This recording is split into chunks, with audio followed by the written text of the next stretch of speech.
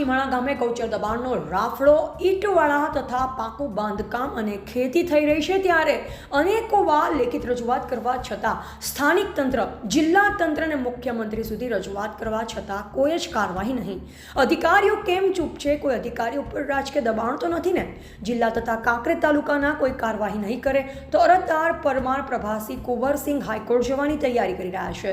તેમના લોકલ તંત્ર ઉપર ભરોસો રહ્યો નથી। ખીમાણા ગામની જનતા રાહ જોઈ રહી છે। લોકમુખે ચર્ચા ચાલી રહી છે કે રાજ્યની સરકાર ગૌચર બાબતે સંવેદનશીલ હોવા છતાં તપાસના નામે મીંડું। પરમાર પ્રભાસિંહ કુંવરસિંહ દ્વારા વારંવાર લેખિત રજૂઆત કરવા છતાં સ્થાનિક અધિકારીઓના પેટનું પાણી પણ હલતું નથી। અષાઢ મહિનામાં વરસાદની રાહ જોતા મોરલા બેઠા હોય તેમ સરકારી તંત્રને દબાણદારો આ ગૌચર દબાણ બાબતે ક્યારે સમાધાન થાય તેની રાહ જોઈ બેઠા છે।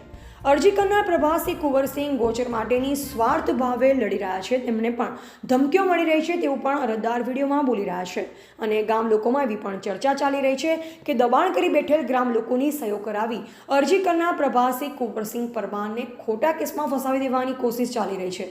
અરજીનું સમાધાન થાય તેની રાહ જોઈને બેઠા છે ત્યારે સ્થાનિકો આ બાબતે શું થાય તેની રાહ જોઈ બેઠ્યા છે। અહેવાલ જયંતિભાઈ ઠક્કર, સિહોરી, કાંકરેજ।